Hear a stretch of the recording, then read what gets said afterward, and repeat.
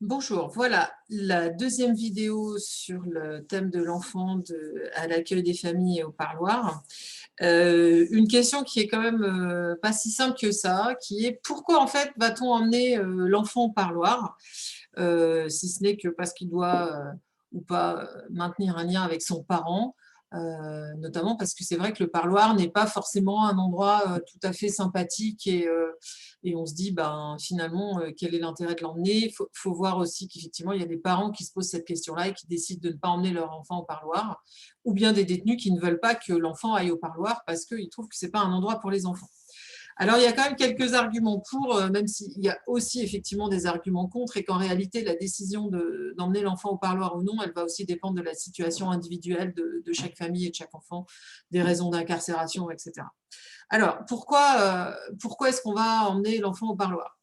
Parce qu'il y a un problème par rapport à l'absence. C'est-à-dire que l'absence du parent, ça crée chez l'enfant des sensations insupportables de perte, des angoisses, surtout si on ne lui a rien dit, et ça, quel que soit son âge.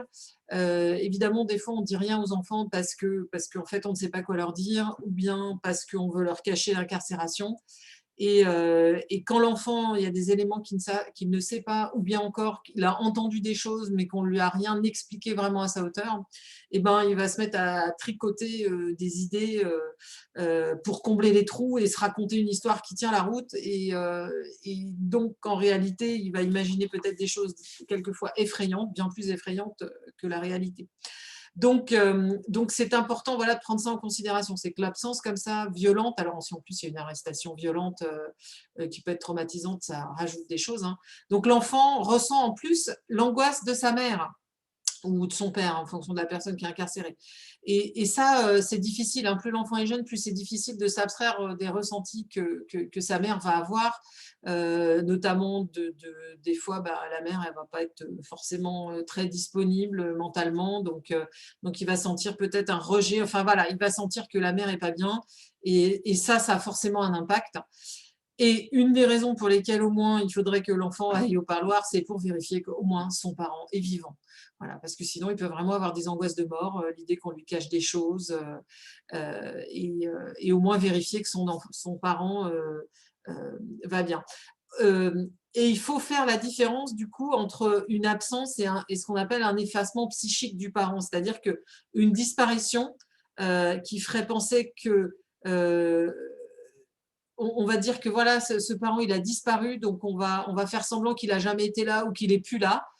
Et ben, quelque part, ça laisse un trou. Or, il va falloir que l'enfant apprenne à gérer l'absence, c'est-à-dire que le fait que physiquement que son parent n'est pas là, mais ça ne veut pas dire qu'il n'existe plus, hein. Et l'effacement psychique du parent, c'est pas une très bonne idée, hein. C'est comme essayer de faire un effacement psychique de quelqu'un qui est mort. Le premier truc qu'on fait quand quelqu'un est mort, c'est pas d'enlever toutes les photos, etc. Au contraire, on va être dans des choses qui permettent de maintenir une certaine mémoire et un certain lien affectif pour apprendre à gérer l'absence. Donc en fait, il faut que l'enfant apprenne à gérer l'absence sans faire un effacement psychique du parent. Alors, Bourekba, dont j'ai mis le nom en bas de la diapo, là, Bourekba, c'est un psychologue qui s'occupe notamment beaucoup des relais parents-enfants et qui écrit beaucoup sur l'enfant et la prison. Et il explique bien qu'un parent qui est absent psychiquement effacé, euh, donc il va se transformer en espèce de parent imaginaire, et un parent imaginaire qui va prendre toute la place, et soit il va être imaginé comme un Dieu tout-puissant, soit comme un monstre. Voilà. Puisqu'en fait, on ne va plus être dans de la réalité, on va être dans du fantasmagorique. Et le Dieu tout-puissant, ça veut dire qu'il y a des risques après que il soit ajustement, voilà, il a été injustement accusé, une espèce d'héroïsation aussi du père, avec ce que ça peut donner ensuite en termes de délinquance, hein, ou bien comme un monstre qui est tellement effrayant que jamais on peut lui faire face. Donc, ce que dit Bourekba, là, c'est une situation directe de ce qu'il dit, c'est l'épreuve de la réalité. La mise au contact physique redonne une dimension du parent conforme à la réalité. Ça diminue ainsi les représentations imaginaires. Et même si on a un parent affreux qui a fait des choses terribles, eh bien, le voir ensuite comme il est réellement, hein, au fur et à mesure que l'enfant va grandir, et de se rendre compte que ce parent n'est que ça, et ben, ça peut être tout à fait important. Alors attention, je ne dis pas non plus que des parents qui ont fait des choses à leurs enfants doivent forcément recevoir la visite de leur enfant.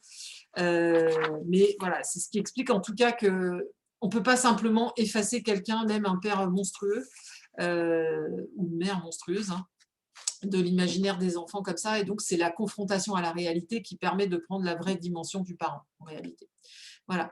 Donc, on dit souvent que pour bien se séparer, il faut bien être attaché. Ça veut dire quoi? Ça veut dire que plus on a un bon lien d'attachement avec ses parents, plus on va supporter la séparation. Donc, un enfant se sépare bien de son parent, c'est-à-dire il est capable de vivre en son absence et de s'en éloigner sans le perdre, que si en fait il y a une continuité dans les représentations de son parent. C'est-à-dire que dans sa tête, il peut continuer à l'imaginer.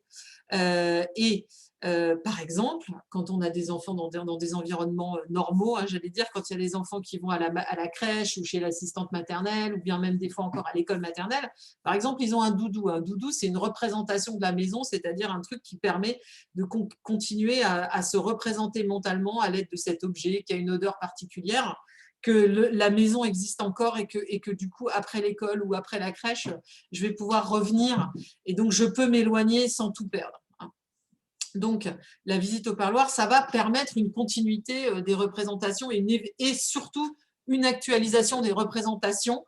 Et donc, ça veut dire que petit à petit, quand l'enfant grandit, bah, il se rend compte que son parent change et que il le voyait avec des yeux d'enfant, mais que son regard sur son parent change.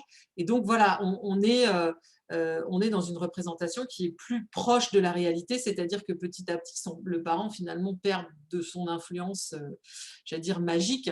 Et évidemment, pour actualiser ces représentations-là, l'enfant a besoin quelque part qu'on lui parle notamment de son parent, même s'il ne va pas au parloir.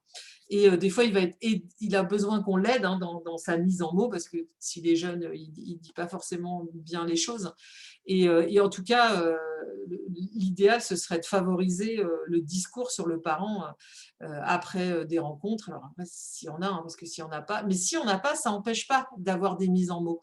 De la même manière qu'un enfant qui a perdu son parent parce que son parent est mort, le parent n'est pas effacé psychiquement. Et petit à petit, l'enfant, il va se construire une représentation de son parent à partir de ce qu'on va lui en raconter, de ce qu'on va lui en dire. Et bien évidemment, l'image de son père qu'on a quand on a 5 ans, c'est pas la même que quand on en a 15 ou que quand on en a 35, même si on ne l'a connu qu'à travers le discours des gens. Voilà. Donc c'est une des raisons qui explique que le parloir, c'est quand même quelque chose qui peut être important et de rencontrer son parent en vrai, même si c'est un parent qui est extrêmement, j'allais dire, déficient en termes de parentalité. Sur le vécu des séparations, parce qu'évidemment, les parloirs, ça va être des moments quand même compliqués. Il faut y aller, mais après, il faut en partir. Donc, il y a des enfants qui ne vivent pas très, très bien cette séparation-là. Et puis, la séparation globale du parent incarcéré aussi. Hein. Donc, évidemment, la séparation, ben, elle est vécue différemment en fonction de l'âge. Hein. Un enfant qui a 10 ans, ce n'est pas pareil qu'un enfant qui a 3 ans ou un enfant qui est un nouveau-né et qui n'a jamais connu son parent. Pourquoi? Parce qu'avec l'âge, il y a aussi la notion du temps hein, qui rentre en ligne de compte, mais pas que. Et puis, la séparation, elle va être mieux vécue quelque part si les adultes qui entourent l'enfant sont capables de répondre aux besoins de l'enfant et de répondre à ses émotions et répondre à ses angoisses hein, en le rassurant. Et ça, tous les parents ne sont pas en capacité de le faire, et notamment parce que vivre soi-même la détention de son conjoint quand ça arrive et qu'on ne s'y attendait pas du tout, on n'est pas toujours en capacité à gérer les choses. Et puis la capacité du père à entrer en relation avec son enfant, parce qu'effectivement, si on a un père qui était très très proche de ses enfants avant son incarcération, enfin qui faisait des choses, qui leur donnait à manger, qui leur donnait le bain, qui les emmenait à l'école, qui les emmenait jouer au foot, enfin voilà, bien sûr que la séparation, elle ne sera pas vécue de la même manière qu'un père peut-être qui était complètement absent, sachant que le père complètement absent, ça ne veut pas forcément dire que la séparation sera bien vécue par l'enfant, parce qu'en fait, on va peut-être tout d'un coup lui demander de venir au parloir pour voir un père qu'il n'aura jamais connu avant. Donc, c'est pour ça que les choses se vivent aussi différemment en fonction des situations bien précises des gens, et qu'on ne doit pas être dans un diktat du parloir à tout prix, en fait. Hein. On a bien compris que le parloir, c'était bien pour le détenu. En ce qui concerne les enfants, ça serait bien de vérifier que c'est bien pour eux. Voilà.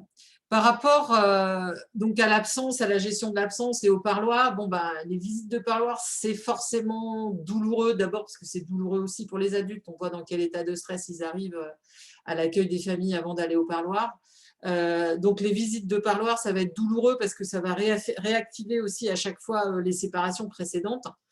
Voilà, mais petit à petit, bah, l'enfant il va trouver une structuration du temps, en fait, un truc qui fait que je suis rassurée parce qu'en fait ça se passe toujours pareil et qu'il y a une régularité, donc le monde est prévisible, même s'il est triste. Alors là, je parle de situations où l'enfant peut aller au parloir régulièrement et que c'est pertinent pour lui, hein.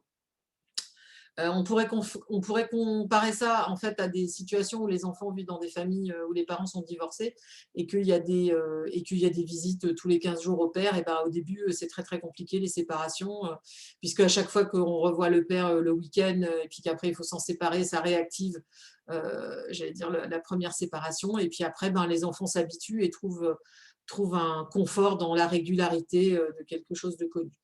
Voilà. Donc, plus l'enfant, évidemment, va avoir une notion du temps qui est meilleure, enfin, plus il maîtrise, hein, j'allais dire, le temps de la montre, de l'heure, de la journée, etc., mieux il va vivre les séparations parce qu'en fait, il va savoir aussi envisager les retrouvailles, hein. C'est-à-dire que si on arrive au moins à un enfant qui est capable de compter en dodo, hein, c'est-à-dire tant de dodo avant d'aller voir papa, eh bien, évidemment, c'est plus simple qu'un enfant qui ne me bat pas, même pas compter ça. Et puis évidemment, un enfant qui a 15 ans, attendre un mois pour voir son parent, bah, c'est pas pareil que s'il a 3 mois, quoi. Donc, la qualité des retrouvailles aussi compte dans l'intérêt du parloir pour l'enfant, hein. C'est que, voilà, évidemment que si vous avez un père qui est capable d'être en interaction directe et adaptée avec son enfant, c'est-à-dire un père qui trouve les mots, un père qui est capable de le prendre dans les bras, enfin, qui avait déjà un contact, c'est sûr que les retrouvailles, même au parloir, vont être plus agréables et plus nourrissantes qu'un père qui n'est pas capable, parce que ça arrive, hein, des situations où le père, par exemple, ne supporte pas de voir sa femme ou sa compagne s'occuper de l'enfant parce que c'est un tout petit et parce que lui voulait son parloir pour lui et dire à sa femme ouais mais là tu t'occupes que de lui, quoi. Bon bah là je suis pas sûre que les retrouvailles soient bien intéressantes pour le bien-être de l'enfant. Voilà. Ou un père qui n'a pas compris que… Alors voilà, deuxième point, il faut aussi un père qui est capable de se rendre compte de l'évolution de son enfant et du fait qu'il grandisse. Alors ça serait plus peut-être pour des longues peines, parce que quelqu'un qui est enfermé quelques mois, peut-être ça ne joue pas. Encore que, euh, il faut qu'il se rende compte que le monde, et ça peut être difficile, hein, de se rendre compte que le monde continue à l'extérieur et que l'enfant grandit et que des choses qui l'intéressaient quand il avait 3 ans, ben non, ça l'intéresse peut-être plus peut-être plus du tout quand il en a 10. Où l'enfant il peut avoir été super fan des dinosaures, mais enfin, quand il a 15 ans, il ne veut pas un t-shirt avec un dinosaure dessus. Et ça c'est pas toujours évident parce que en fonction des détenus et de ce qu'ils connaissent, est-ce qu'ils ont eu d'autres enfants avant, voilà. Et puis il faut aussi avoir un père qui est capable d'être une figure d'attachement positive, c'est-à-dire quelqu'un qui est capable d'accueillir l'enfant et de jouer son rôle de père, et bah, ça c'est pas gagné non plus. Voilà. Donc, il y a tous ces éléments, j'allais dire, à prendre en compte par rapport à l'intérêt pour l'enfant d'aller voir son père ou pas en détention. Voilà. Et puis, autre chose aussi à dire, c'est que quand l'enfant est plus âgé, donc aller au parloir, ça peut aussi le rassurer par rapport à ce qu'il imagine de la prison, puisqu'il y a énormément d'influence quand même de la vision des prisons américaines. Enfin, il n'est pas rare d'avoir des gens qui posent des questions sur ah, mais comment ça se passe au réfectoire à la prison. Ben, en fait, il n'y a pas de réfectoire à la prison, les gens mangent en cellule. Non, ils n'ont pas des uniformes. Et puis par rapport aux images que peuvent avoir les enfants, ils ont un boulet au pied. Enfin bref. Donc je pense que c'est bien quand même d'être dans une réalité qui n'est pas forcément très très joyeuse, mais qui enlève aussi des espèces de fantasmes qui peuvent être effrayants. Et puis par rapport aussi aux UVF, donc les unités de vie familiale qui permettent au détenu de recevoir sa famille entre 6 et 72 heures, hein, si je ne me trompe pas, évidemment, c'est beaucoup plus satisfaisant parce qu'en fait, on est dans quelque chose qui ressemble à un appartement. On va partager du quotidien avec l'enfant. Il peut être venu avec son cartable, on va faire les devoirs, on va faire à manger ensemble, on va regarder la télé ensemble, c'est-à-dire des choses très, très banales plutôt que de faire 30 minutes ou 45 minutes face à face à essayer de parler. Mais c'est vrai aussi qu'il ne faut pas que les UVF durent trop longtemps parce que 72 heures pour un enfant enfermé sans pouvoir sortir, jouer dehors, aller voir des copains, enfin faire un tour, ben, c'est quand même assez compliqué. Voilà. Donc oui, certainement, c'est important d'emmener l'enfant au parloir parce qu'il a besoin pour lui-même de voir l'évolution de son parent. Mais comme je dis, c'est toujours une réalité à géométrie variable parce que ça va vraiment dépendre aussi des situations. Voilà, je vous remercie d'avoir écouté cette petite vidéo. Et puis, comme pour la première vidéo, je vous invite à remplir les petites questions, à répondre aux petites questions. Et puis, je vous donne rendez-vous pour la troisième vidéo qui sera l'enfant au parloir.